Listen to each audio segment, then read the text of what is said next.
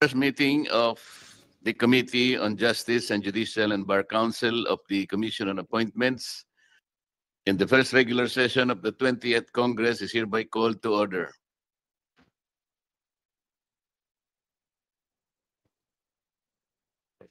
Mr. Secretary, please administer the oath to Justice Mendoza. Justice Mendoza, please stand and raise your right hand. Do you swear to tell the truth, the whole truth, and nothing but the truth in this proceeding, so help you God? Yes, Your Honor. Mr. Chair, Justice Mendoza is now under oath. Justice Mendoza, sir, you may give your opening statement if you have any. Good morning, Your Honors. I am Jose Catral Mendoza, a retired Justice of the Supreme Court. On October 25, 2017, I was appointed by the President as member of the Judicial and Bar Council, representing the retired justices of the Supreme Court on an ad interim basis. My first term expired on July 9, 2021.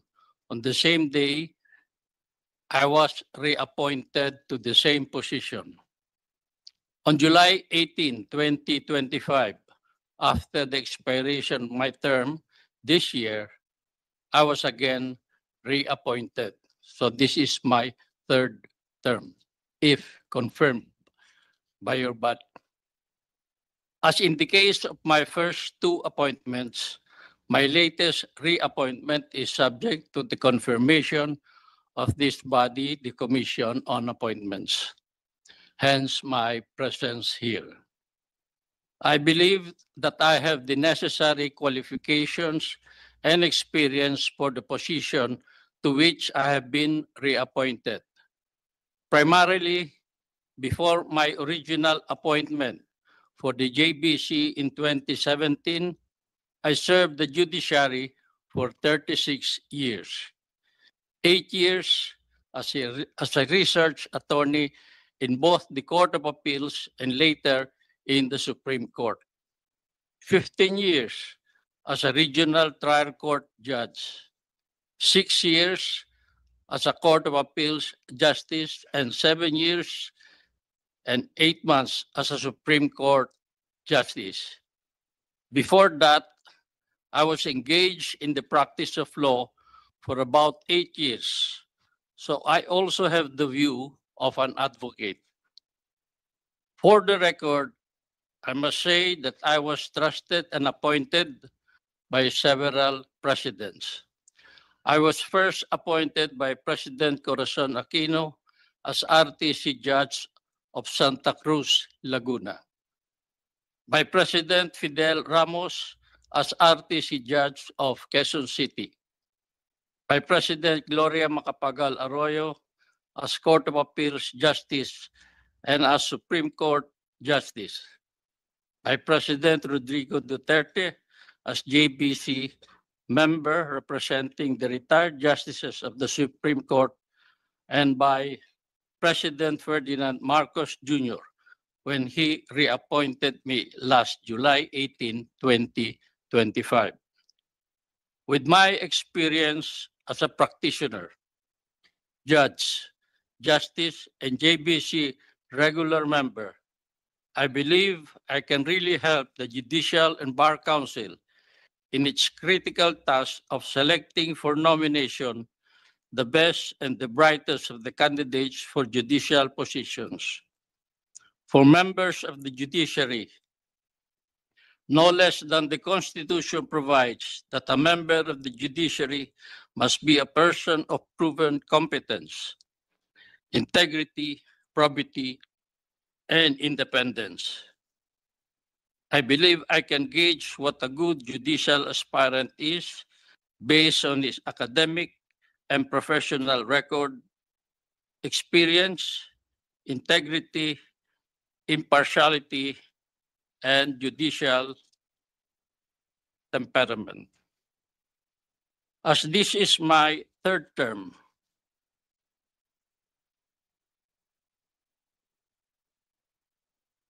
I can report to this body that as of the latest data, there are a total of 2,893 judicial positions nationwide.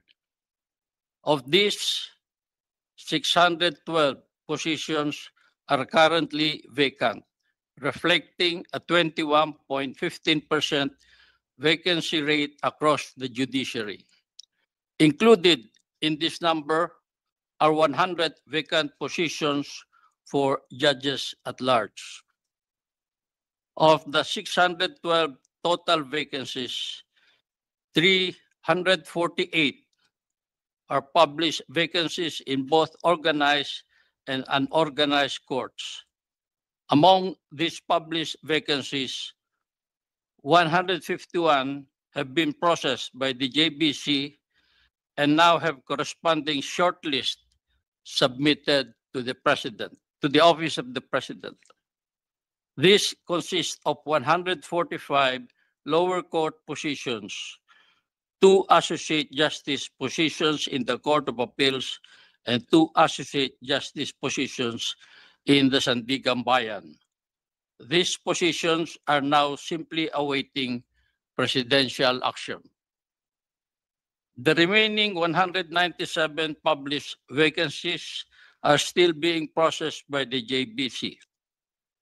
Of these, 165 are lower court positions, currently in the applicant vetting stage, with a total of 883 applicants undergoing evaluation. The other 31 positions pertain to vacant Sharia courts, with Office of the Court Administrator recommending for recommendations for opening. Beyond these published vacancies, there are 264 judicial positions that remain unpublished, representing courts that have to be opened for application or nomination. From January to December 2024, the JBC received a total of 2,262 applications for various positions. Of these applicants, 894 were male, while a significantly higher number, 1,368, were female. Meanwhile, among 262 judicial positions appointed during the same period, 108 appointees were male, whereas 154 were female. This appointment distribution further demonstrates that judiciary's commitment to promoting gender balance and empowering more women to serve on the bench, contributing to a more diverse and representative justice system. Thank you very much. That will be my initial statement and report. Thank you, Mr. Justice. The floor is now open for questioning. There be any? Senator Marcos. Yes, Mr. Chair. Thank you very much, Justice, and welcome to the Senate and the Commission on Appointments. My first question is very simple. Is the exercise of the JBC's functions of shortlisting candidates for the judiciary ministerial? Is it merely ministerial, or does it involve judgment and discretion? Your Honor, it involves judgment and discretion. With respect to the disqualification, there are automatic disqualifications if you have pending cases. But when you meet the criteria and you're not disqualified, then discretion comes in. There are so many factors to be considered by a member in considering an aspirant. Is not only his bar rating, his academic records are also looked into, his experience as a professional, the honors, the awards he garnered, his reputation also, his integrity, Thank you. and his record. Thank you very much, Justice. in other words, the JBC is not a mere rubber stamp. Is that correct? I mean, its job is not merely to ensure that it ticks off all the requirements or deletes in the case of disqualifications. So otherwise, the Constitution wouldn't require such stringent qualifications for one to become a JBC member. Isn't that correct, Paul? Isn't it though before applicants should have already qualified on the last day of the application? I heard this is the practice for regular applicants for the judiciary, the RTC. Why change it for some people? Why does the JBC keep changing its rules? Does the JBC favor someone? Why qualify an applicant on the very last day of final deliberations? I refer to the case of Attorney Logan, who was only issued an ombudsman clearance on October 6th, the same day the shortlist was released and sent to the office of the president due to 2 pending ombudsman cases. Why were the rules suddenly changed in her favor? Actually, Your Honor, when we publish the announcement inviting applicants for we invite the public to report, to comment, to endorse or oppose the applications of those listed applicants. Not all submit their oppositions on time. There are those who submit their clearances when they apply. There are those who reserve their or they ask for time to submit their clearances. And after that, there are also oppositions, complaints against the applicants. And in our experience, most of the complaints they're not that serious as to disqualify a candidate. So we consider every opposition, we ask them to comment, to comply with the due process requirement of the Constitution. So they are asked to comment. The last day, because of our experience of complainants or oppositors filing their complaints and opposition during the last week or the last few days of the final deliberation, we deem it unfair if we will automatically disqualify them. So we Justice, have to study if the matter is very serious or not. yes, Because Justice, but you made mention of a list of absolute requirements, which contains, among others, a clearance of the ombudsman. Surely that doesn't require an oppositor to file with the JBC. Surely that is of note.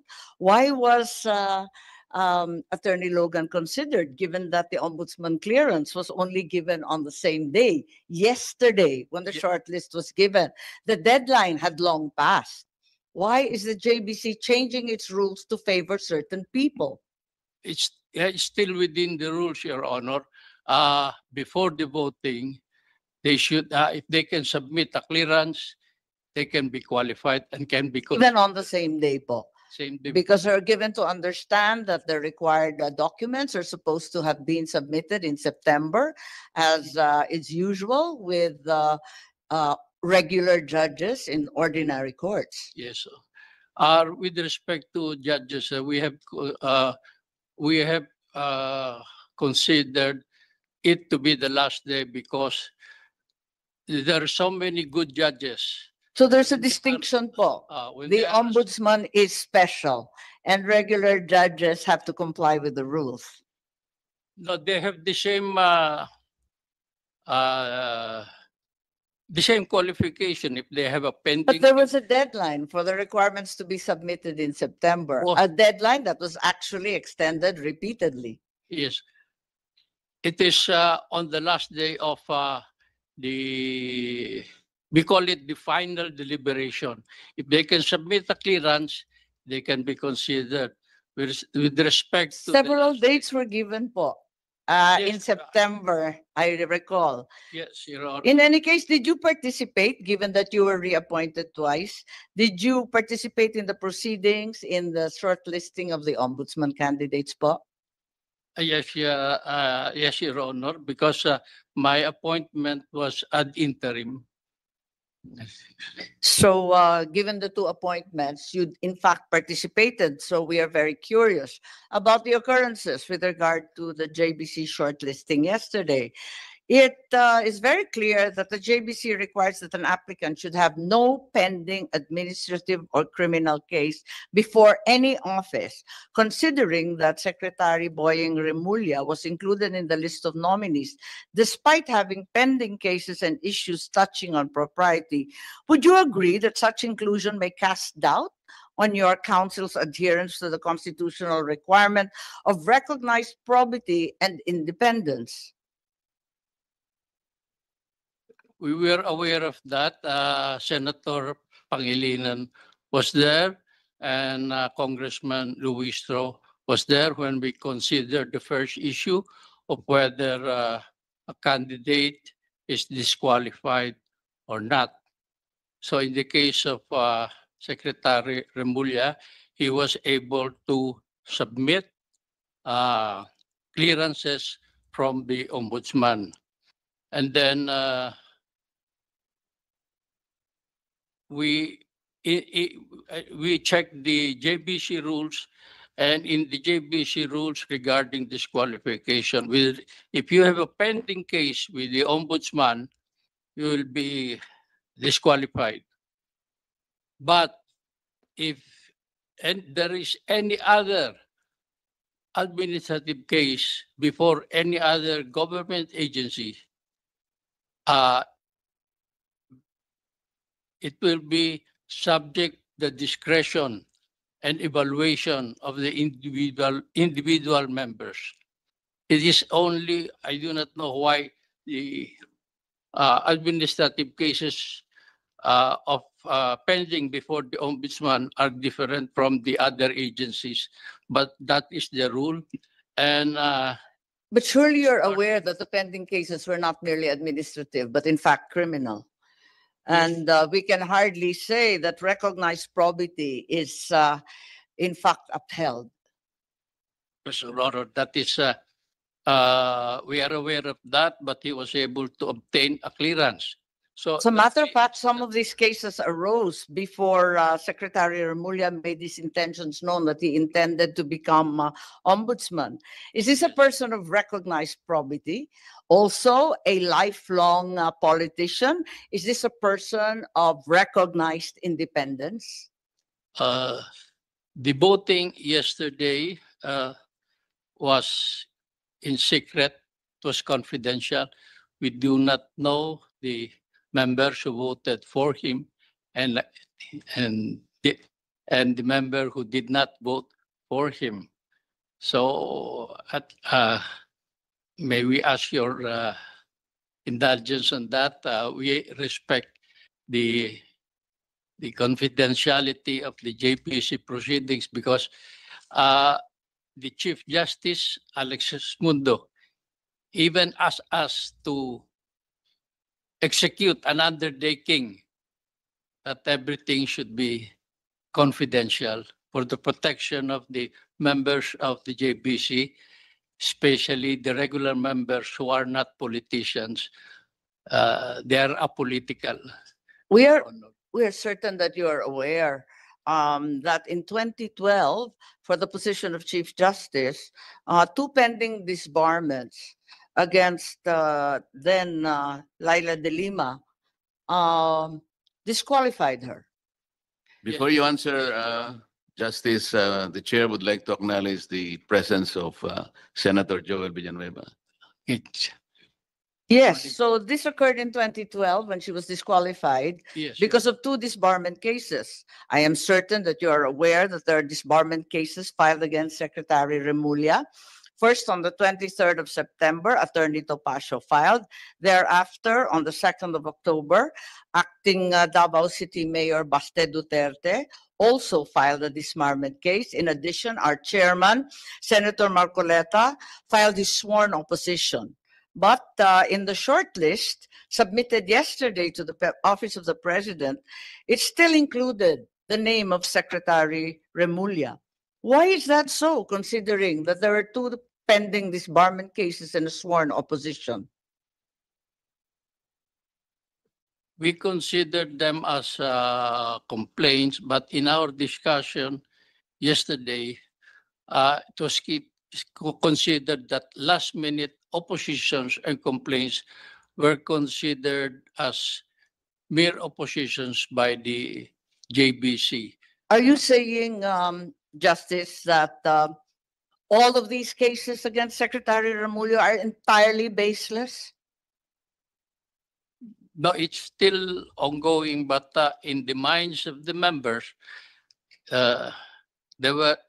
You admit that they were still ongoing, certainly. Yes, yes, Uh, yes, Your Honor. You can hardly say that he is qualified. You yourself said if there are pending cases, and Yes, you said that they are ongoing, ongoing. how could you have disregarded them and included him in a short list?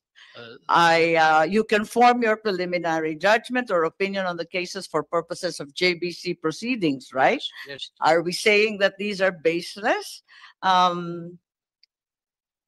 Is it not clear that the case I filed at the Ombudsman was dismissed by the acting Ombudsman Vargas on the sole ground that the Supreme Court would raise prejudicial questions? Certainly, the Ombudsman didn't tackle the merits in any way. Hence, the JBC should have considered it and given it more weight. was considered by all the members of the JBC, but we do not know the reasons of each and every member. The JBC. What were your reasons as a member? How did you justify his inclusion?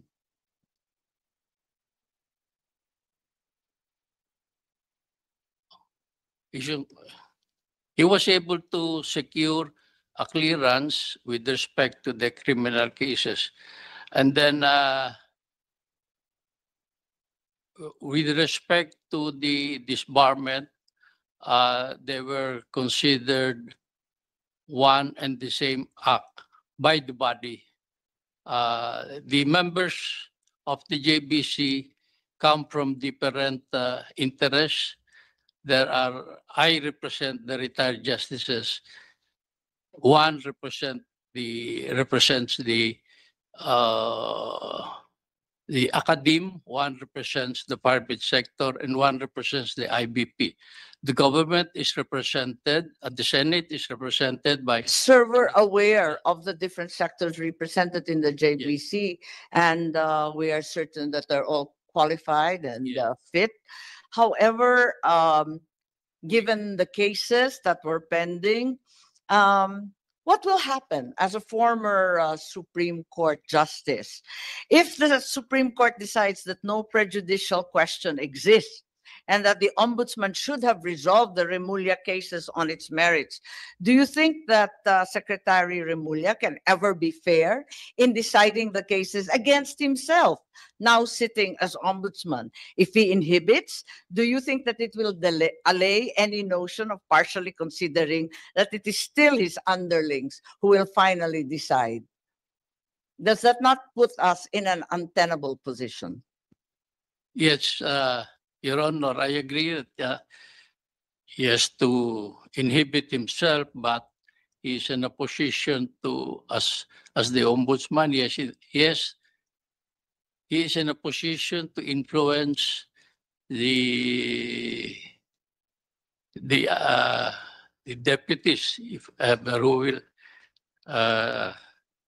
replace him if he inhibits himself. But there's so many factors, and we cannot at this time predict what those factors are. But the human factor is very important. Their background, their sense of justice, like that. Would not that be the same problem if the decision on the two disbarment cases is adverse to Secretary Remulla? How can it be enforced, considering that he is an impeachable officer? Did the JBC not take this into account? We took this into account, Your Honor. We know that there is a process. With respect to disbarment, sometimes they are directly filed with the IBP, and then it goes to it is referred to the council or the committee in the IBP. And then if they have finding already, it will go to the Board of Governors. And all their findings are recommendatory. It is after the Board of Governors of the IBP, they will recommend to the Supreme Court. The Supreme Court will be the final arbiter. Yes, Justice Mendoza, we're aware of the process. Merely that it appears that the JBC did not adequately take into consideration all these issues. We are aware, Mr. Chairman and Justice Mendoza, of the tremendous pressure upon the JBC. However, it's apparent that the JBC subverted its own rules and really performed extraordinary leniency in the case of at least two applicants, by which we're totally perplexed and rather alarmed for its future performance. That's all, Mr. Chair. Thank you very much, Justice Mendoza. Thank you, Senator Amy. Any more questions? Congressman Alan. Thank you, Mr. Chairman. Justice, may I ask for your view on the use of artificial intelligence in the judiciary? To what extent do you believe artificial intelligence may be permissibly used to aid courts? Personally, Your Honor, I use lately only AI to correct my grammar. That's all. When I I tried to research on some issues, but I came to the conclusion that at this time, AI is not yet fully developed for me because I was researching on a case of succession and it provided me with the wrong provision. So I never relied on AI itself. But there are so many uses of AI, and for research, I'm not yet endorsing it. But during one of our interviews, there was a judge who said, he's a judge in La Union, he's a top-notcher. He used AI because the transcript, he asked the AI to summarize it, and the AI summarized it, and according to him, it was very accurate. But we are still, we have in the JBC, we have digitized it already. Applications are online, subject to submission of the hard copies, because what you have submitted, once an applicant could have submitted in the through online may be not the genuine one. So we also ask them to submit a hard copy for comparison. But AI is still limited. I tried it. It's still not really reliable. But in grammar and style, it can help. Justice. Thank you, Mr. Justice. I have no more questions. Thank Mr. Chair, if I may, Senator Joel. Mr. Chair. I don't think this is AI problem. Mr. Chair, just in that particular topic, just one intervention, if I may. Thank you. Hi, Justice. Good morning po. Doon po sa framework on artificial intelligence regulation, don't you think it's very important that we come up of a framework on artificial intelligence by coming up with a law that gives framework for our judiciary, Mr. Chair? This has embarked on several innovations, foremost of which is the use of AI also. And we have computerized everything in the judiciary. And one of the first to use computers and online is the JBC. If an applicant will apply in the JBC, he can apply even if he is in Tawi-Tawi or in Batanes through online, through the ORAS, which is an online registration. It's an acronym, ORAS. And it's very successful, and we have tested it. But we do not automatically disqualify at this time because there are some hitches. But we are trying to solve them. We give the benefit of the doubt to the applicants. I'm not sure, Mr. Chairman, if we are on the same page here, but I'm not an expert as well. But looking at the current framework, I don't think the courts are in a position right now without having a framework on artificial intelligence, and that's why I'm very interested about this. We're looking at filing a bill in order to address these issues, Mr. Chairman. But anyway, it's not yet fully developed, but the Chief Justice wants us to study that. We have an office there called BISO, and they're trying to computerize everything, and also AI framework. The Supreme Court the Chief Justice created the committee to study that. Thank you, Mr. Chair. Thank you. Thank you, Senator Villanueva. Justice, a few questions from the chair. Is Your Honor. In the previous rules of the Judicial and Bar Council, those with pending cases or pending complaints are automatically disqualified. The case in point is that case of then Senator, now Congresswoman Laila De Lima.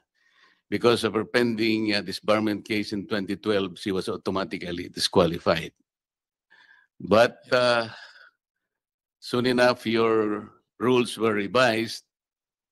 And because of that, under Section 5 of your revised rules, Paragraph B, those with pending administrative cases or complaints before any court, office, tribunal, or government office, agency, or instrumentality, or before the IBP, or any association, disciplinary committee, or body, when in the determination of the council, the complaints are serious or grave as to affect their fitness for nomination, ay disqualified lamang po. But again, kung madidetermine ng council na yung complaints are serious or grave as to affect their fitness for nomination. Ang ibig pong sabihin nito, Justice, if the council feels that the complaints are not serious or grave enough to affect their fitness or nomination, hindi po madi-disqualify yung applicant. Is that correct, sir? With respect to disqualifications, there are automatic disqualifications like if you have been you have pending cases in criminal cases in the courts.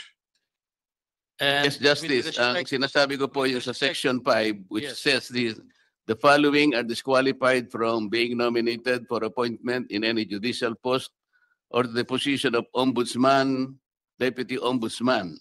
Yes, Ito pong sinabi ko, pero ang kolatilya po, when in the determination of the council, the complaints are serious or grave. Ibig sabihin po, kung hindi serious at saka hindi grave, hindi po siya madi-disqualify. po, That's sa- correct, sir?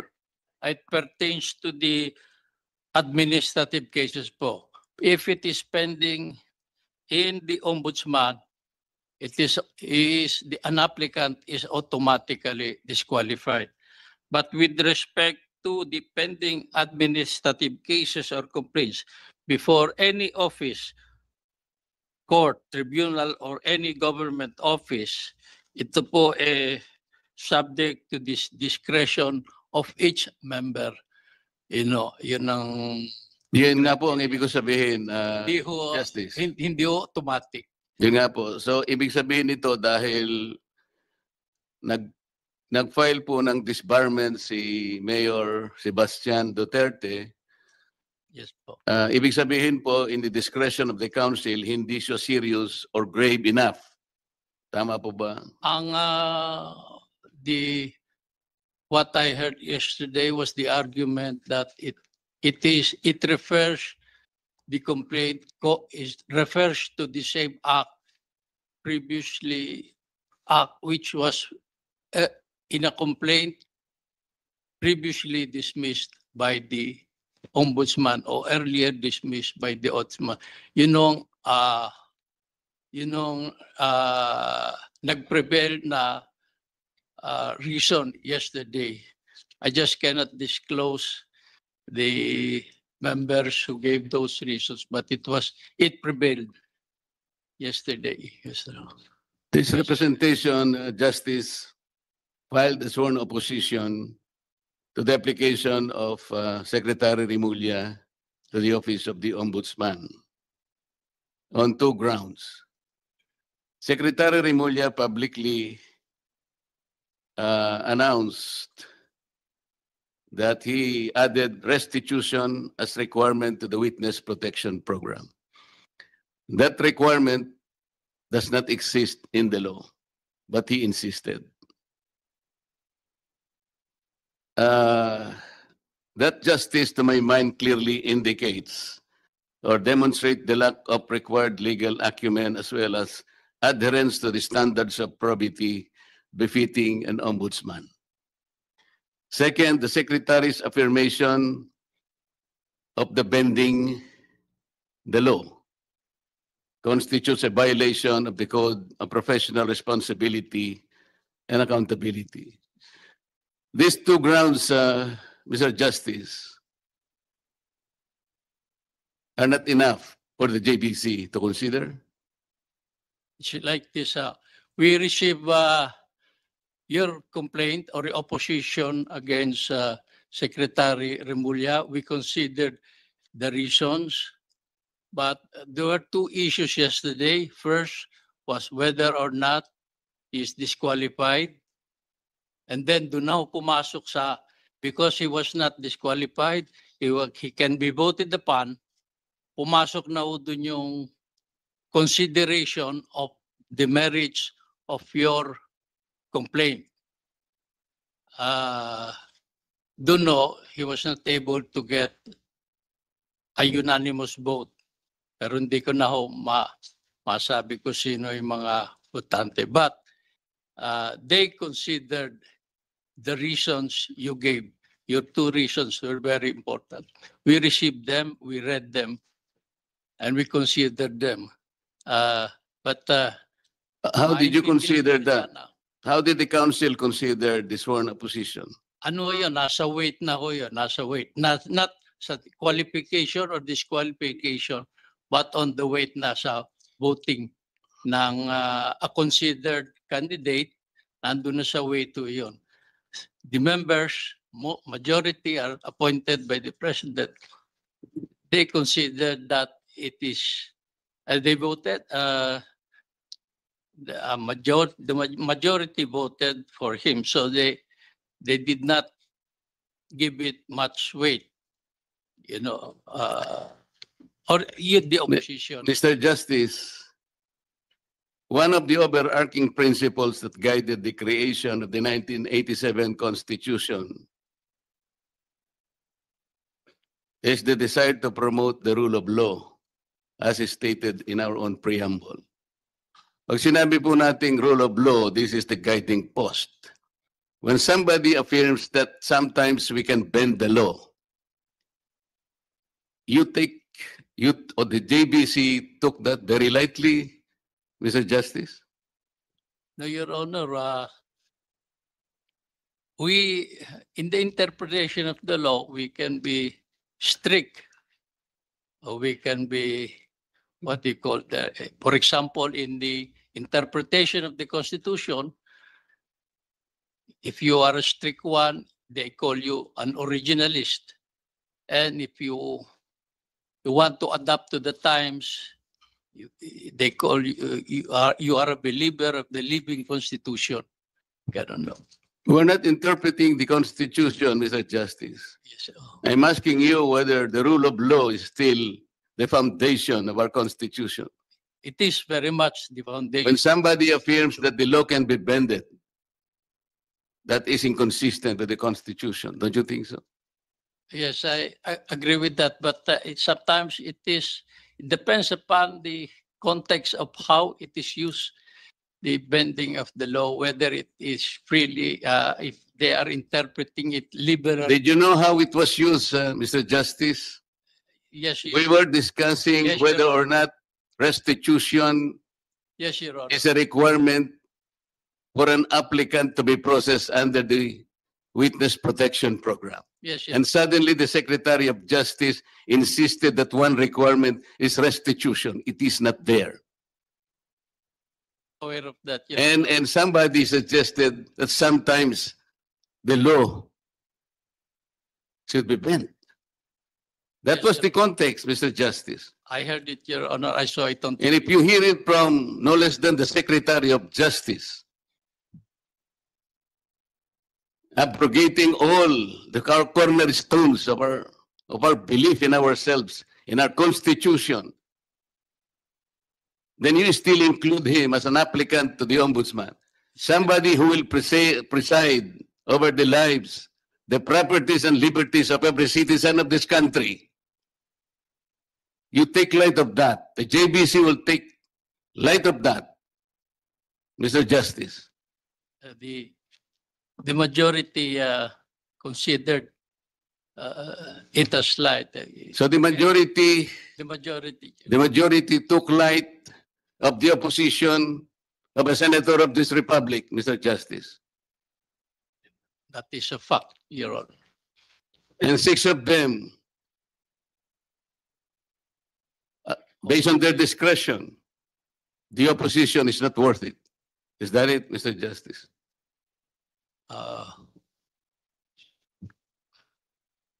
There were six, yes, excluding the secretary himself, because he is also a member of the Judicial and Bar Council.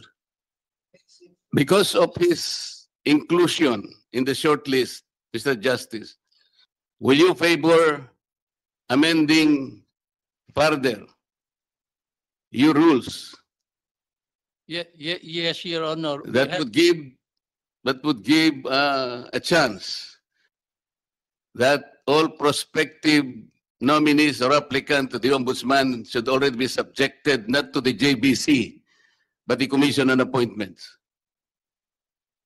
It's up to you, Your Honor. It's only a suggestion, Mr. But Justice. with respect, Just thinking aloud, Mr. Justice. yes, Your Honor. With respect to the JBC, we have set tomorrow up to Friday to review and amend the internal rules of the JBC, considering past incidents. And we are inviting the public to submit their recommendations. So it will be a 3-day workshop to amend the internal rules of the Judicial and Bar Council.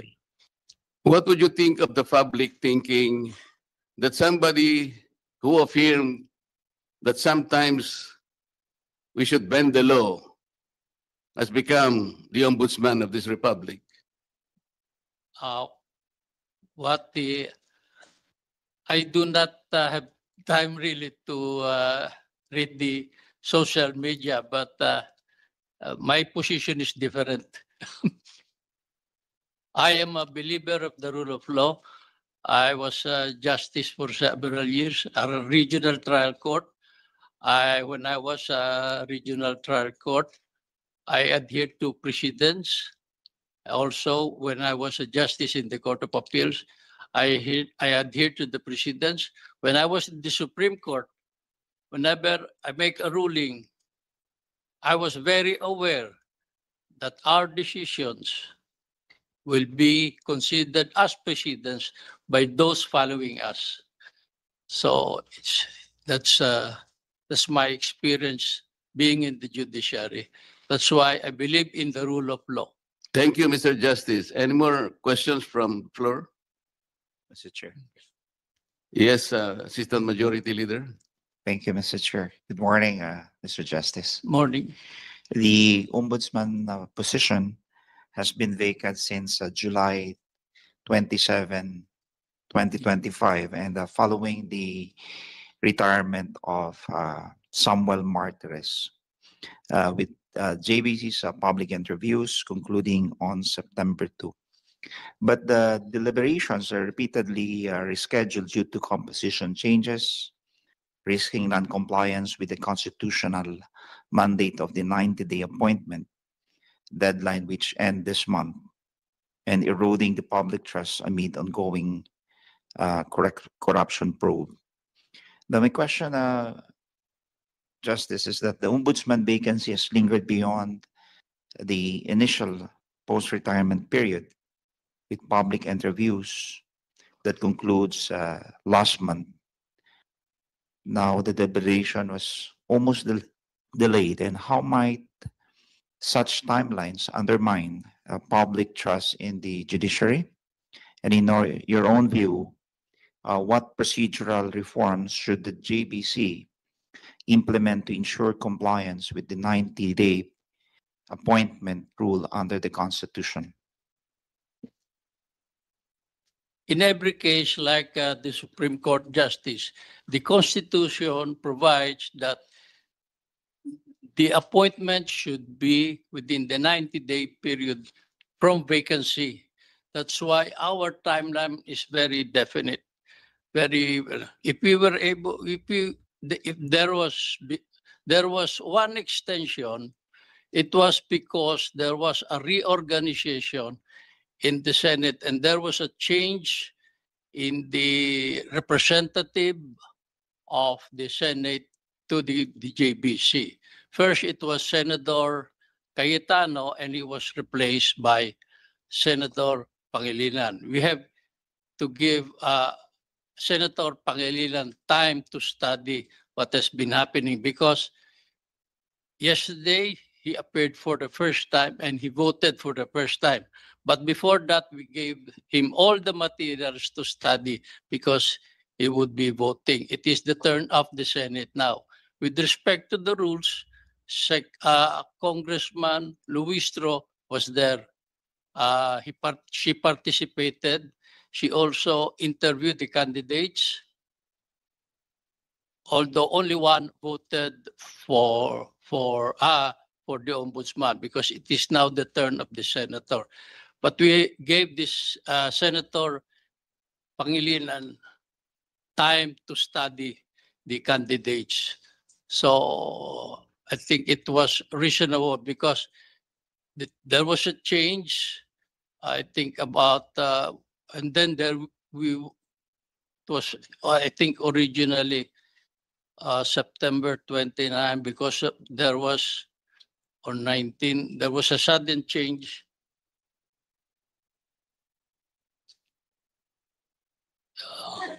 And there was a sudden change of representative.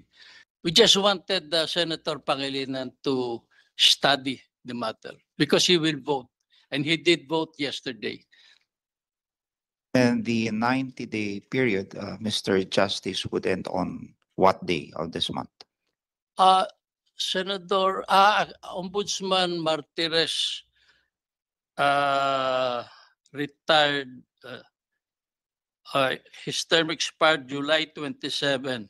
So the president has until October 25 to appoint. Okay. Now, We were very aware of that. That's why we could not extend anymore because there's so many complaints we have to study. We have very limited time because of the constitutional constraints. That also goes through with respect to the Supreme Court applicants, 90 days only. And there's so many complaints. We have limited time because we have some complaints. You need investigators out there to double check because it is also unfair for the applicants to be automatically disqualified because of a complaint. We must check the veracity of the complaints also. with regard to the Supreme Court applicants, under Article 2, Section 2 of the clause of the U.S. Constitution, the Supreme Court justices are nominated by the President Yes. and confirmed by the Senate by a majority vote or simple majority of the Senate, emphasizing legislative scrutiny, but often criticized for partisanship and delays, which average of at least 70 days. This contrasts with the Philippine JBC, which is insulated vetting, prompting debates on balancing executive power with checks. Now, the U.S. Supreme Court appointment process involves a presidential nomination, followed by, as I mentioned earlier, the Senate vote, which is a simple majority. What are your thoughts on this model, strengths and weaknesses compared to the Philippine system, particularly in balancing executive decision or discretion with checks against politicization? Mr. Justice. Your Honor, before the 1987 Constitution, the Philippines had almost a similar system. First, there will be the president will name a nominee, and then he will be subjected to his appointment will be considered for confirmation by the Commission on Appointments, consisting of the members of the lower house and the upper house. In the Supreme Court in the United States, as you have mentioned, it is only by the Senate by a majority. I think, and in the 87 Constitution, maybe it was Justice Palma who was a member, he introduced this concept, it should be, the candidate should be vetted first by the Judicial and Bar Council, and then confirmed by the Commission on Appointments. And then appointed by the President, then but the members are confirmed by, the appointments of the members are confirmed by the Commission on Appointments. I think there is a need. There are pros and cons of those different procedures. I think the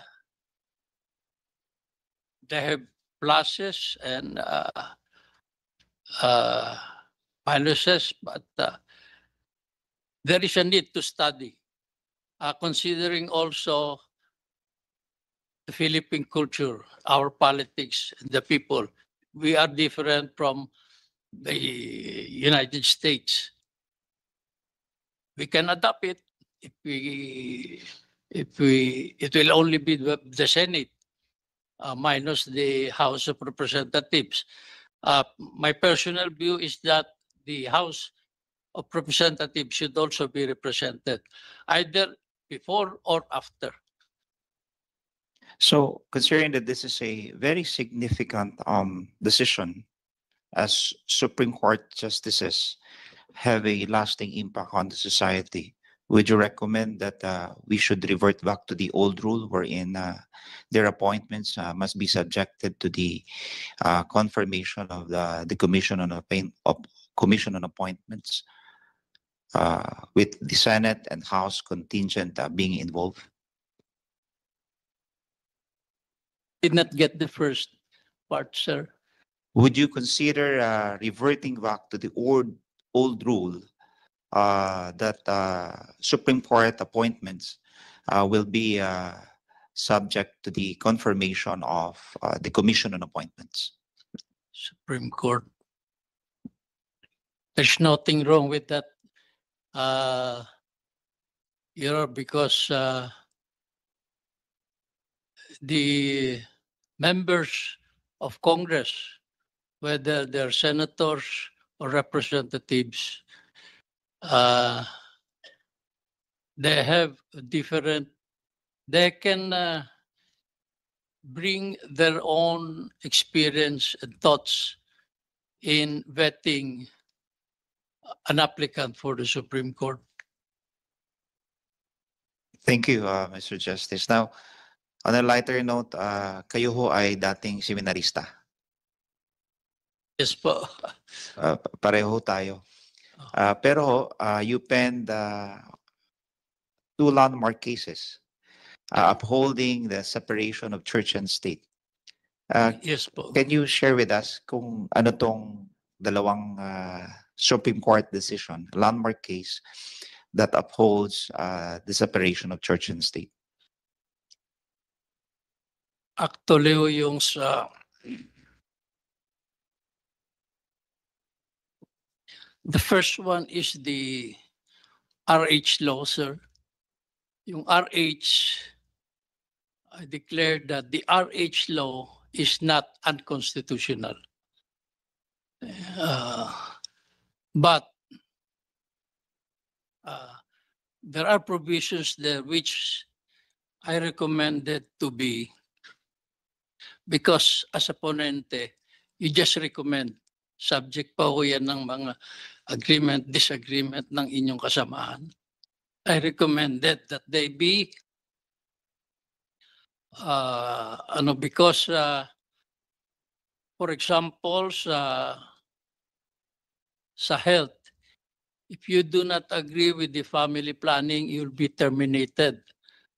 And that will be against your religious belief, because you do not believe in abortion, you will be terminated. And it was my view at that time, and even now, that he should not be terminated for his religious belief. Ganon, no. The other case that you penned? The other case is somebody complained that the Hall of Justice in Quezon City is being turned into, because the complaint was that it was favoring the Catholic Church and that it should be forever banned, the holding of masses in Quezon City Hall.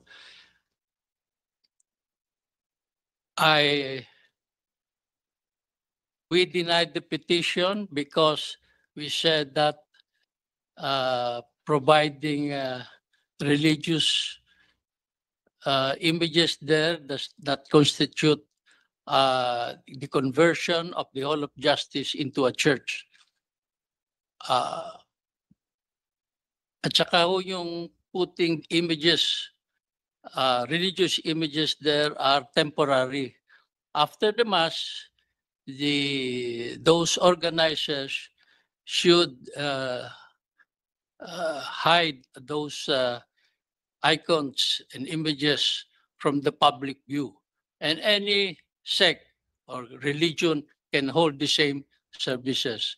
Because in our country, in the preamble of the Constitution, we believe in our supreme God. You can see that in our preamble. Di ko lang memoryado ngayon. We, the Filipino people, imploring the aid of the Almighty God. Thank you, Mr. Justice. Thank you, Mr. Chair. No further questions. Chairman.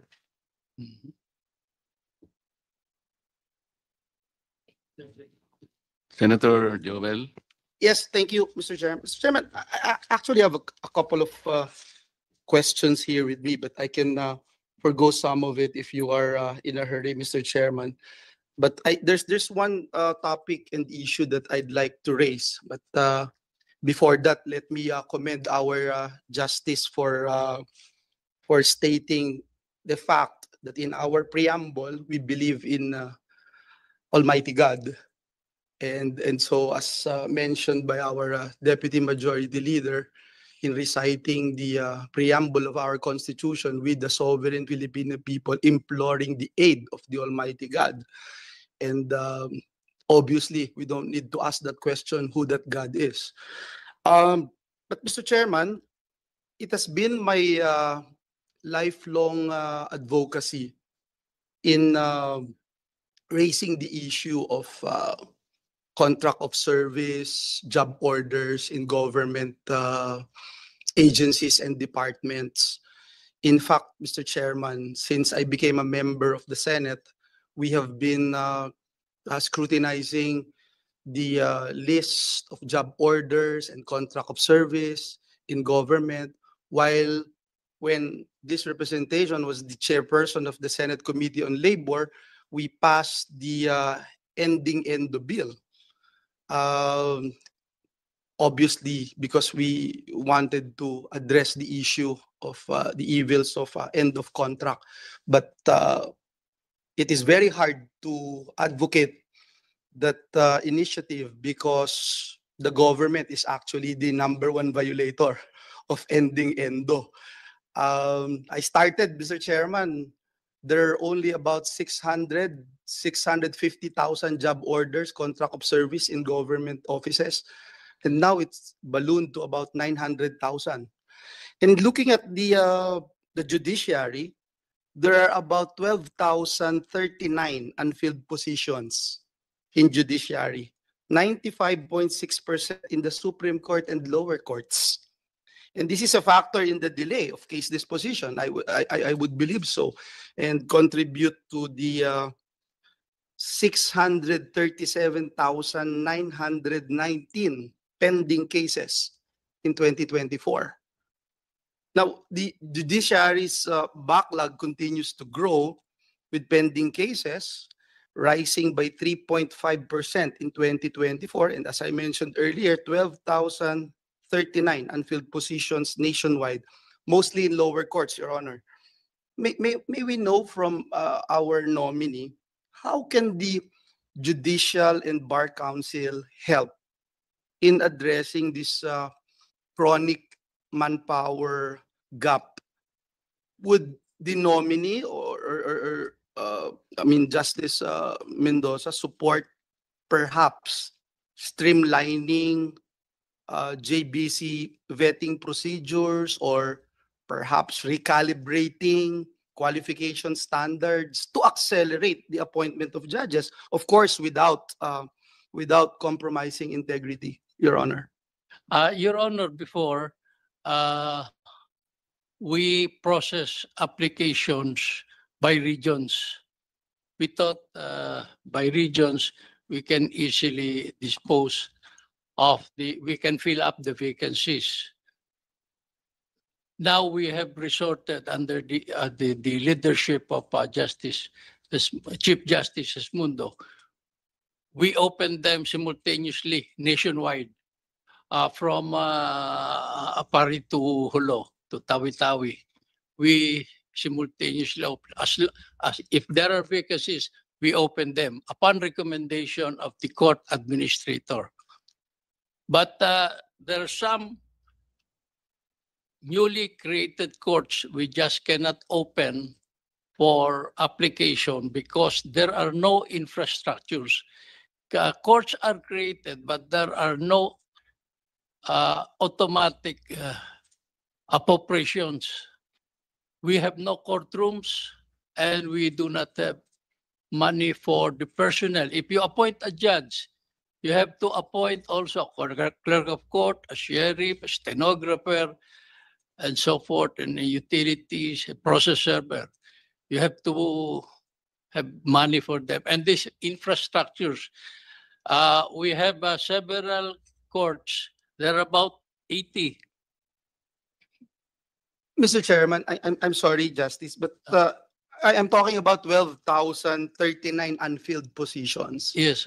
Does it mean that there's no funding available for that? Because that's unfilled. No, the court administrator is they are constantly processing all the applications. But there are some courts which are not created. For example, even the Sharia courts, we have a problem. There are Sharia courts in the Barm area, and there are several Muslims outside the Barm area. And then we lack also candidates. For example, we require in the Sharia courts that they be members of the bar. They've already passed the Sharia bar, but most are not members of the Philippine bar. And it is required that they be members of the Philippine bar. There is a bill, I think, sponsored by Senator Padilla, that this be addressed. It's still pending. So we cannot immediately fill up the Sharia courts. But we have been informed by Acting Chief Justice Leonen yesterday that they will come up with guidelines so we can open the Sharia courts. But with respect to the regular courts, there is a need to build the infrastructures. Mr. Chairman, sorry, I really am not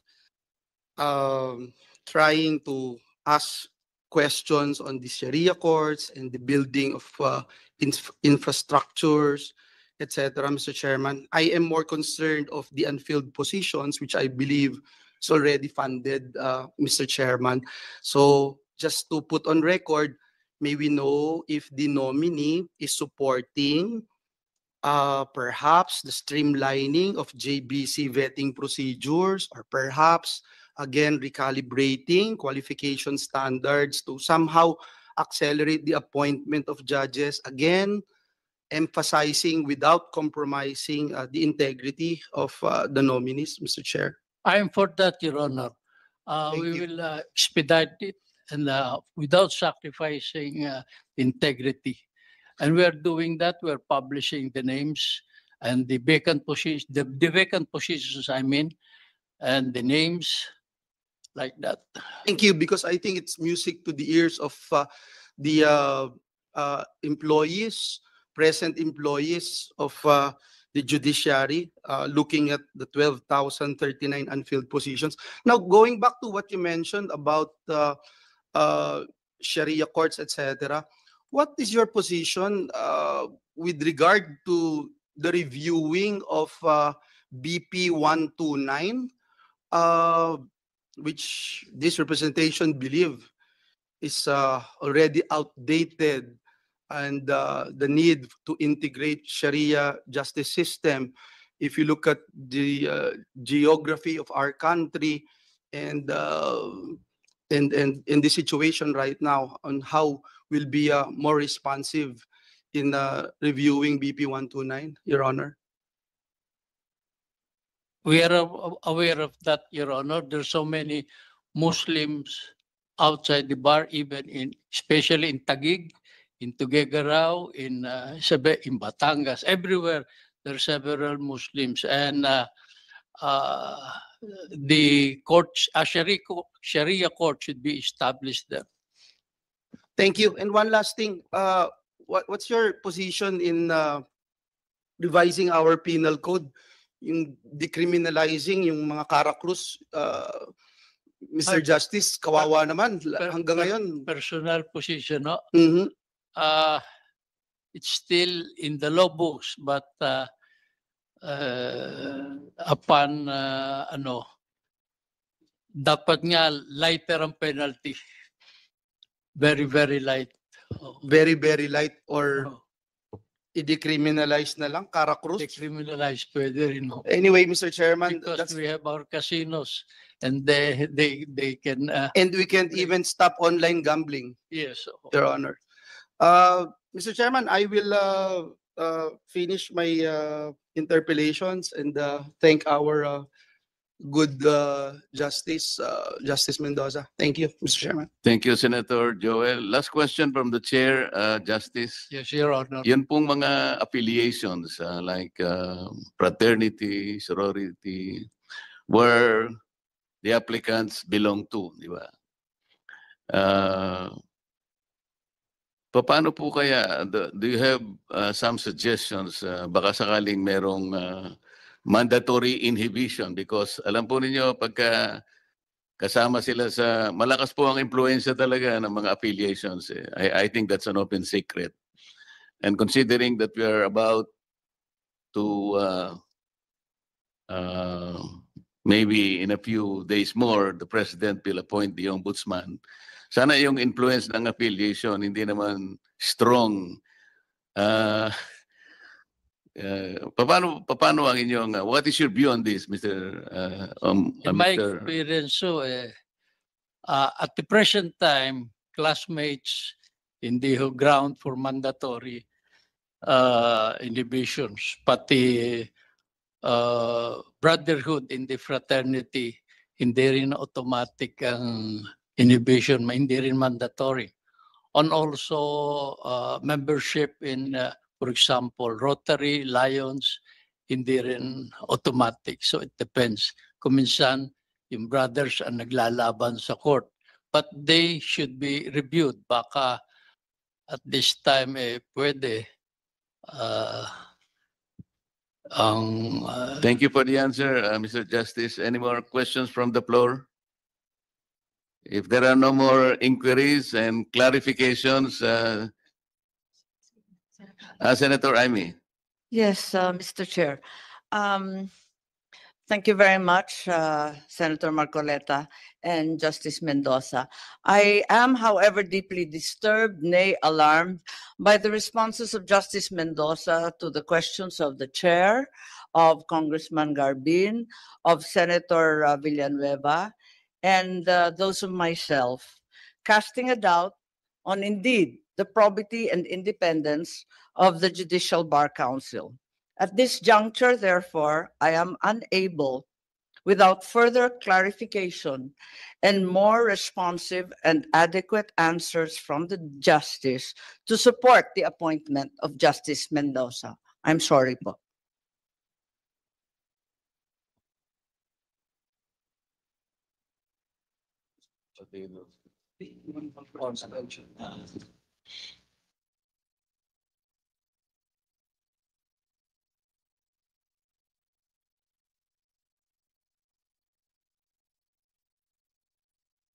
Mr. Chairman, may I ask for a minute suspension? Yes. Chair.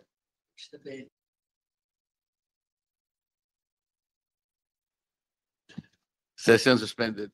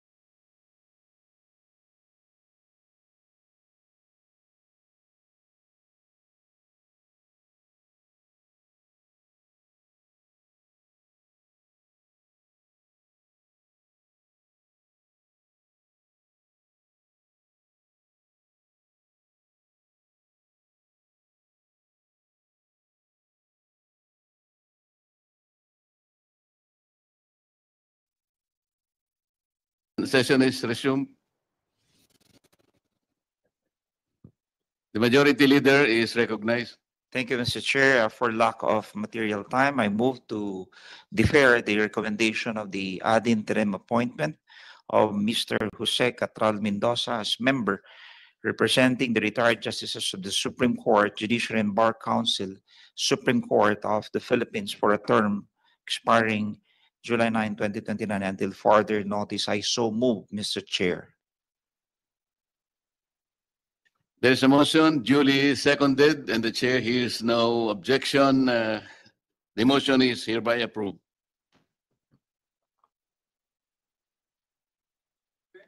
Move to adjourn, Mr. Chair. There's a motion duly seconded. The hearing is suspended.